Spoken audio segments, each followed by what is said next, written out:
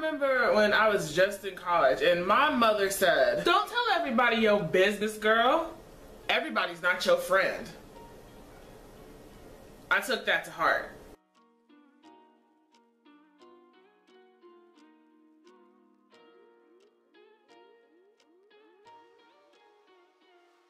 This read was so close to home. I feel like every woman could learn a thing or two from these women right here. Well, maybe except Rhonda. No, I didn't learn anything from her. But, you know, I digress. This book has so many lessons that I feel like every woman has something like this happen to them in different shapes and forms, of course, and could relate to these women.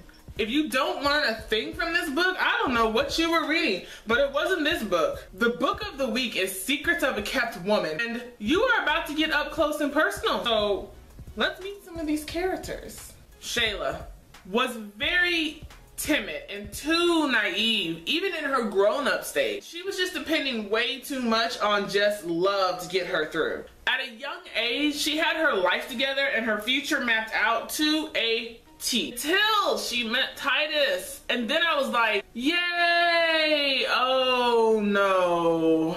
You see her start to really grow into her skin and start to put her foot down when it came to Titus and being the wife in this marriage. Gladys is a lovely young lady who I was just rooting for to not just make it, but to thrive. She's in a marriage that started out as love and turned into something way worse. To me, I felt like her character, she knew what she wanted, but she just didn't know how to embody the woman that she was trying to be at first. But you know, all it took was one trip, one man, a look at her own life, and she knew what she wanted. Rhonda. I don't like her. Okay, I guess I'll talk about her. She has no moral compass. You see her as this type of woman who I like to call a silent hater. She is the type of woman who will talk nice to your face and then, you know, turn around and steal your man in the next and does not care how you feel about it. You find her character getting these notes of wisdom, but you know, turning it into her own rule. One of the reasons why I was reading it and just wanting to tear the pages. As you can see, I get emotional when I'm reading. Titus. I really hated him. Just note when I say this book was good. I'm not knocking it, to say the least. I read this book as if this could be reality. These people could be real. And his character is just not someone who I could associate with. He has this business that is illegal. And I love the author for this because I didn't know what he was doing until the end. And then I was like, whoa. He has this whole explanation for why he did what he did, but I don't care. There's no reason that could convince me, no excuse that could tell me that what he did was okay. I wanted to punch him through the book. I mean, it's wrong. It's just wrong. Okay. So it starts off with seeing three women in high school looking at their future and just wanting to make it through senior year with their friendship as strong as ever. When I first read that, I was thinking, yes, girl power. Then you meet Titus. Well, Shayla meets this guy named Titus, and these two look like they belong together at first. I mean, Shayla was truly in love with him. We all end up growing up and still as tight as ever. Well, sort of. Shayla having trouble trying to keep Titus at home. Rhonda having trouble trying to keep the man she wants. And Gladys going through an abusive situation that she never thought she would be in. Shayla is confused about the man she married, which is Titus, and frankly, so am I. This man loves the ground she walks on, and I don't get it. Normally I ask the question, what is the other woman doing better than Shayla? But it's really nothing, cause Shayla is the so why cheat? I just don't understand cheaters. I don't want to. I really don't, because from the looks of it, it's confusing. Titus is doing the ultimate no-no and thinks he has it in check.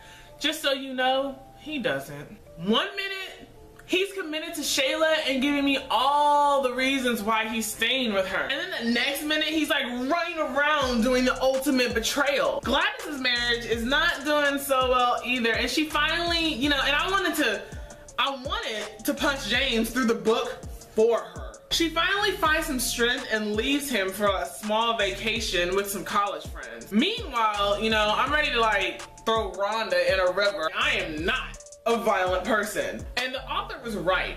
In best friend world, that is one invisible line that you just don't cross. But when you're wrong. And I don't like you. Or her, in this instance. She is known as the silent hater with a grudge type. She is taking full advantage of Shayla and the problems going on in their marriage. Because Shayla is in love with love and really does love her husband, despite his faults, you know, the one she sees, she always forgives him. I mean, they have a deep history with each other, but all that ceases to exist when Titus's dirty deeds come to light.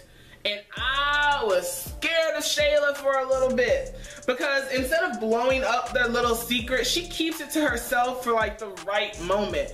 It was dignified, a little classy, but I was scared of what she was going to do next. It is something to be said about the word soulmate when it came to Gladys and this man Maverick. Enough said.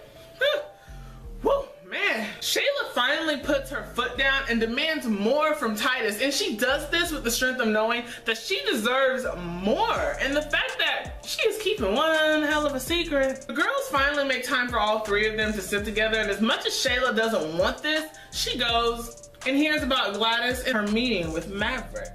Shayla finally just comes out with it when Titus goes back to his ways and like back to her house. But let me tell you, those two are really good actors. Gladys ends up having a mystery on her hands. I gotta say, that was a little shocking. I mean, who sent the invite? I know who. Shayla's birthday goes off without a hitch. I mean, the secrets are still there and everyone is acting like nothing is wrong, like while giving subtle hints. I mean, I would get it.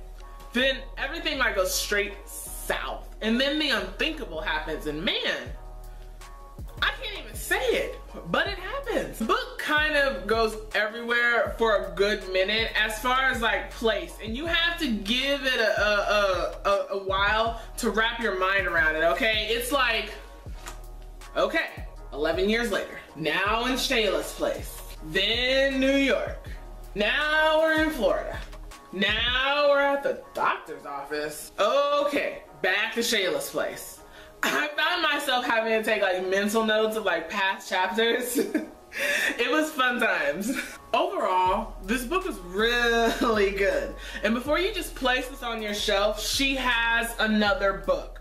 The sequel to this book that I encourage everyone to go out and read. Thank you, Shawnee, for letting me review such an awesome read.